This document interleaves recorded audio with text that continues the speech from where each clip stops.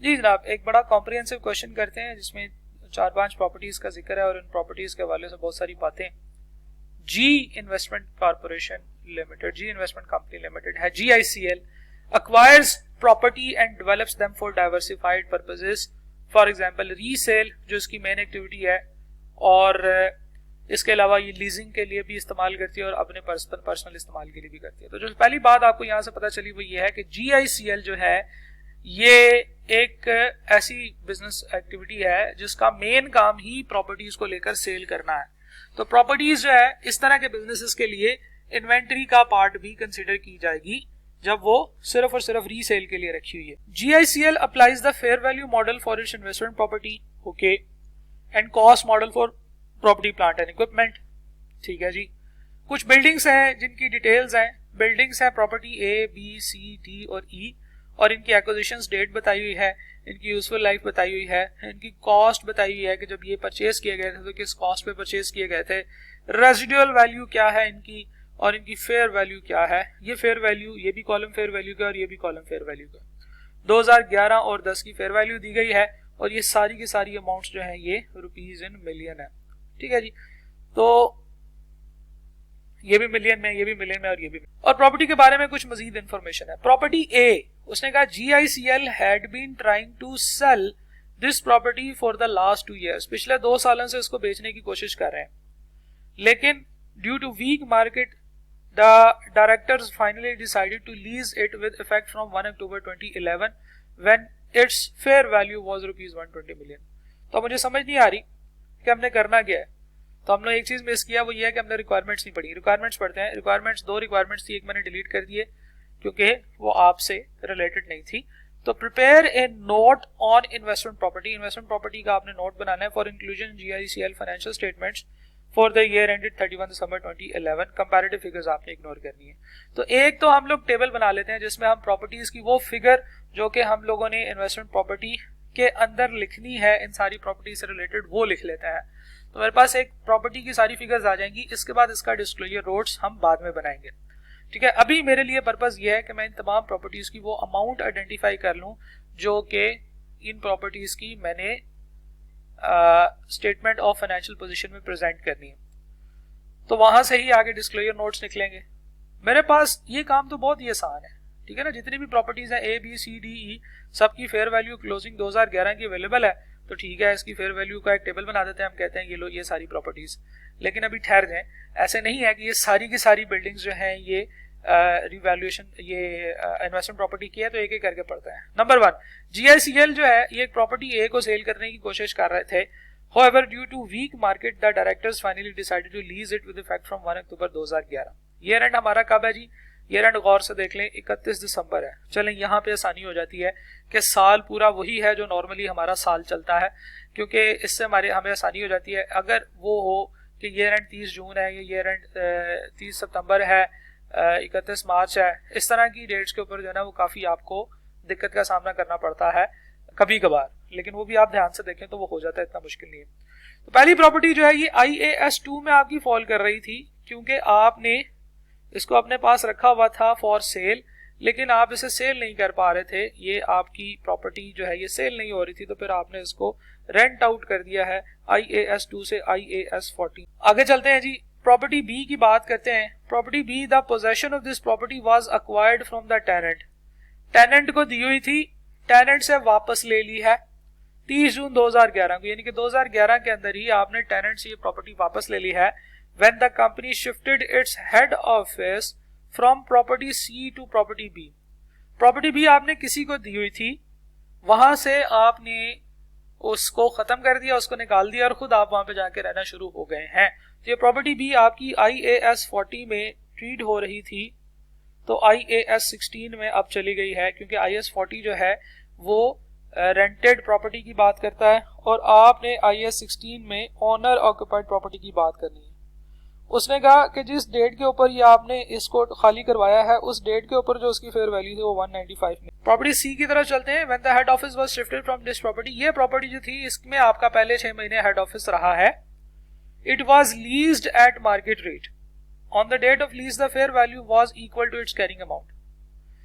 जिस डेट पे ये लीज आउट हुई है उस डेट के ऊपर जो उसकी फेयर वैल्यू है वो इसकी कैरिंग अमाउंट के ही इक्वल थी। तो कैरिंग अमाउंट भी कहाँ पता है हमें, वो हम ये ऊपर टेबल में से इंफॉर्मेशन में से निकाल लेंगे। लेकिन एक चीज समझना जरूरी है, वो ये है कि ये IAS 16 की प्रॉपर्टी थी तो ये IAS 40 में मूव हो गई।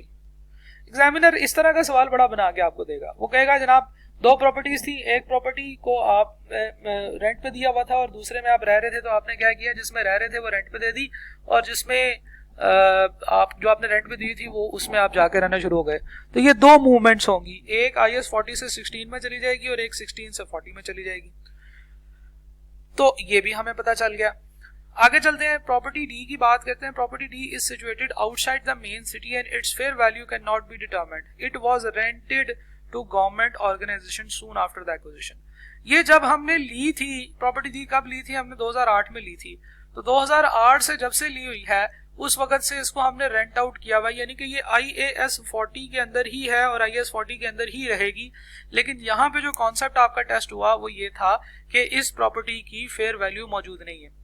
तो जिस प्रॉपर्टी की फेयर वैल्यू मौजूद नहीं होती है, हम हालांकि फेयर वैल्यू मॉडल फॉलो कर रहे हैं, लेकिन जिस प्रॉपर्टी की फेयर वैल्यू मौजूद नहीं है उस प्रॉपर्टी को हम लोग फेयर वैल्यू पे रिकॉर्ड नहीं करेंगे, उसको हम कॉस्ट मॉडल पे रिकॉर्ड करेंगे। That is simple.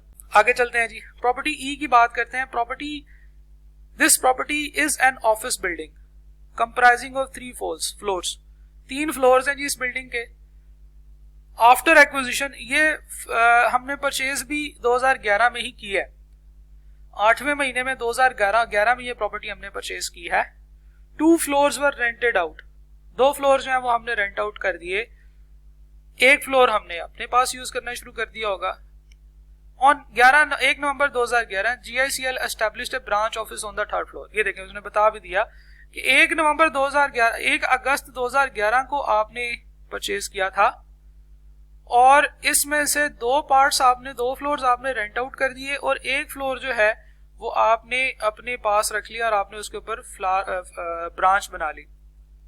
इसकी परचेज की प्राइस की बात करते हैं, ये परचेज जो हुआ तो कितने का हुआ, परचेज प्राइस है जी 42.5 मिलियन, एजेंट का कमीशन 0.5 मिलियन हो गया, रजिस्ट्रेशन एंड टैक्सेस और एडमिनिस्ट्रेटिव कॉस्ट एलोकेटेड। ये वो एडमिनिस्ट्रेटिव कॉस्ट है जो कि आपने इस बिल्डिंग को एलोकेट किया है इसके एक्विजिशन वगैरह में। तो जनाब बहरहाल ये जो एडमिनिस्ट्रेटिव कॉस्ट है ये इस बिल्डिंग की कॉस्ट का पार्ट नहीं बनेगी। तो इसका मतलब है कि जो बिल्डिंग है ये 45 मिलियन की बिल्डिंग आपने परचेज की है, जिसके 2 पार्ट्स आपने किए हैं, सेपरेटेबल पार्ट्स हैं। 2 फ्लोर्स आपने रेंट आउट किए यानी कि IAS 40 में चले गए और 1 फ्लोर जो ग्राउंड फ्लोर है आपका, ये थर्ड फ्लोर के बारे में बताया ना उसने, 3rd फ्लोर पे बनाया, जो 1 फ्लोर है वो आपका IAS 16 में जाएगा और IAS 16 में जाके डेप्रिसिएट। इन्वेस्टमेंट प्रॉपर्टी के बारे में बताना है कि आपके पास कौन कौन सी इन्वेस्टमेंट प्रॉपर्टी आएगी।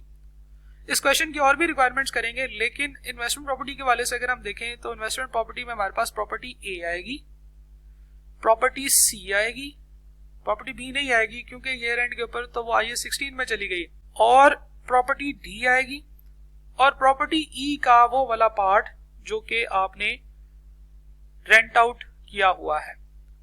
तो सवाल की रिक्वायरमेंट को गौर से देखना है, एमी फौरन से उसमें घुस नहीं जाना कैलकुलेशंस करने के लिए। सवाल की रिक्वायरमेंट ये है कि आपने बताना है कि इन्वेस्टमेंट प्रॉपर्टीज की फिगर्स में क्या क्या आएगा।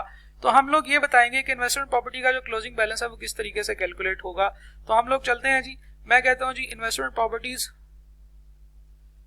प्रॉपर्टीज के क्लोजिंग बैलेंस में क्या क्या आएगा। इन्वेस्टमेंट प्रॉपर्टीज याद रहे कि हम लोग फेयर वैल्यू मॉडल पे लेकर चल रहे हैं।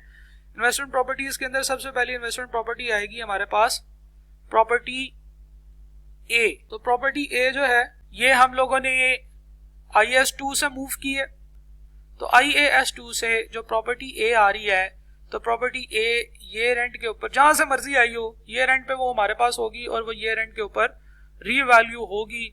तो फेयर वैल्यू प्रॉपर्टी ए की जो है वो कितनी है, 100 मिलियन है।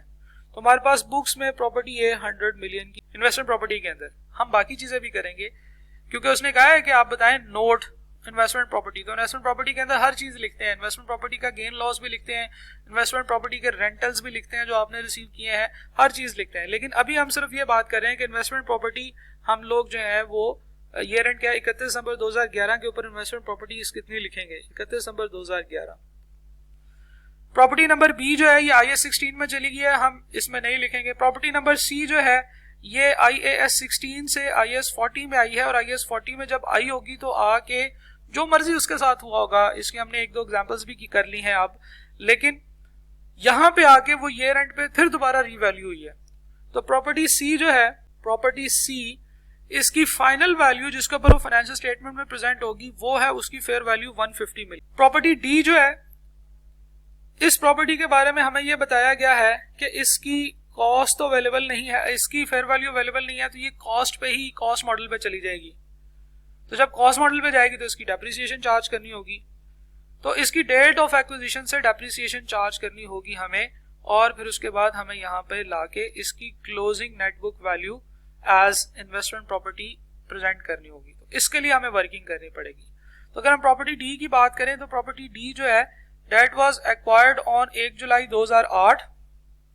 तो 2008 में इसके ऊपर डेप्रिसिएशन चार्ज हुई होगी, 2009 में और 2010 में इसके ऊपर डेप्रिसिएशन चार्ज हुई होगी, और 2011 हमारा करंट ईयर।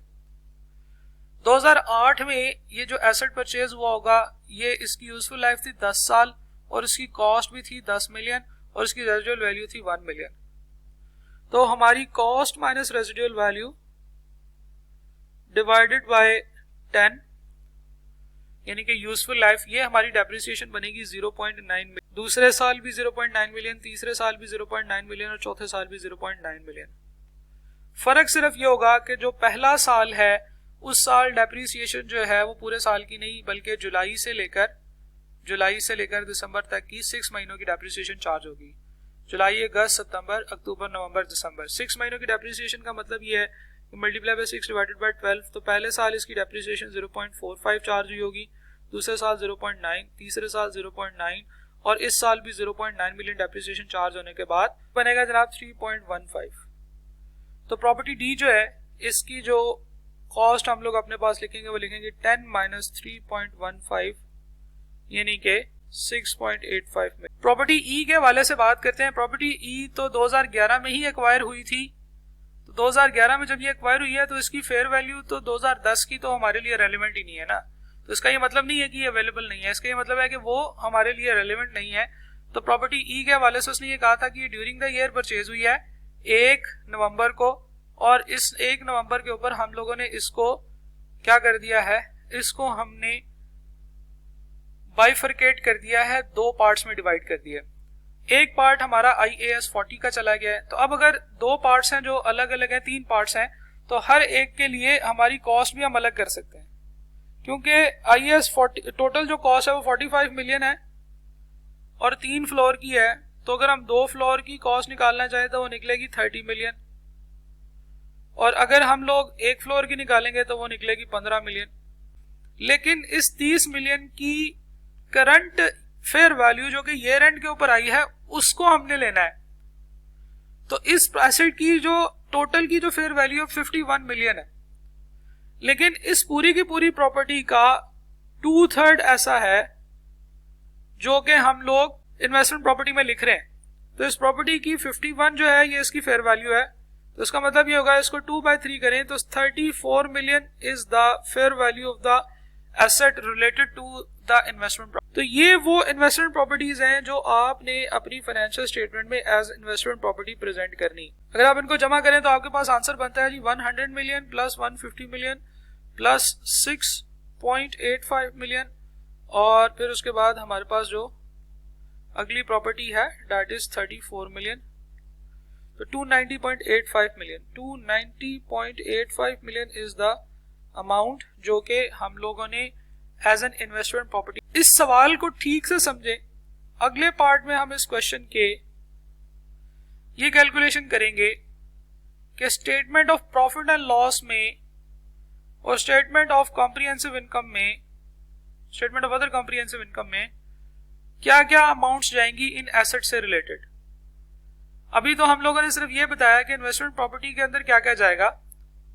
अब अगर आपसे पूछा जाए कि इन मूवमेंट से अराइज होने वाले गेन्स और लॉसेस वगैरह जो हैं उनको कैसे रिकॉर्ड किया जाएगा, तो फिर हम लोग जरा देखेंगे गौर से कि ये क्या किस तरीके से किया जा सकता है। So this was the question.